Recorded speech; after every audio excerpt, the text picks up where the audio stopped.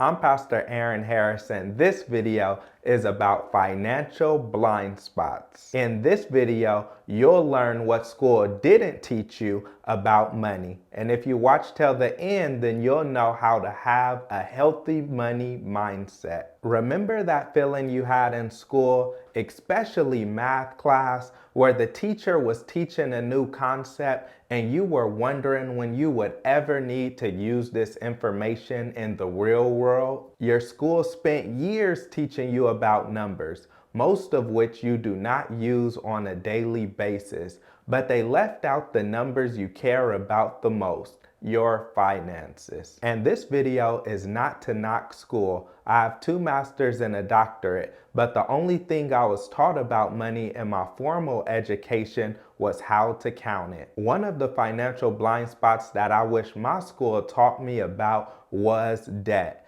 They celebrate you getting into college, but they don't teach you about the tens of thousands of dollars that most people will have to take out in student loans in order to attend college. Then, as soon as you turn 18, you're bombarded with credit cards. One minute you're spending all that your heart desires, and the next minute you're drowning in credit card debt. What they should have taught us in school is that the rich get richer by gaining interest on their investments, and the poor get poorer by paying interest on their liabilities. So it's beneficial for a lot of people to go into debt for opportunities that will make them money, like getting a rental property or starting their own business, but it's not wise for people to go into debt for a high car payment that they cannot afford. Another thing that would have been great to learn about in school is investing.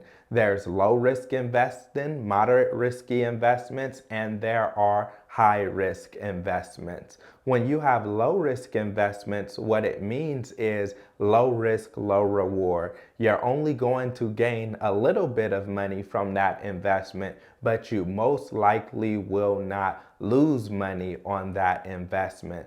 Those are things like money market account or CDs. But when you look at moderate risky investments, those are things that get you a lot more money, usually about 10% or 12% when you look at things like the stock market. And so what people can do is they can invest in mutual funds or index funds like the S&P 500 so that their money can make more money. In addition to that, you have high risk investments. Those might be things like single stocks or starting your own business. The reason that they're really risky is because if that business goes down, then you lose all of your money. Or if that stock plummets, then your investment plummets as well. And so one thing that would be great to learn in school is risk management. When you should have low risk investments, when you should have moderately risky investments,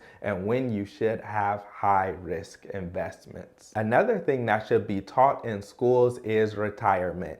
And I know a lot of people will say, no, we shouldn't teach about retirement because people are too young. You don't need to teach people in junior high or high school about retirement, but I beg to differ. That's why our culture have a challenge today where people in their 40s, 50s, and even 60s do not have a plan for their retirement and don't know when they're going to be able to retire or how they can retire. But instead, what we should do is we should start with the end in mind, where we let people from the beginning learn about money, resources, finances, and what they would like their retirement to look like. This is especially helpful today in a culture where people are not going to one job and working for 30, 35, and 40 years, and they're not taking the traditional job route. So in order for them to be able to retire successfully, they need to know about things like a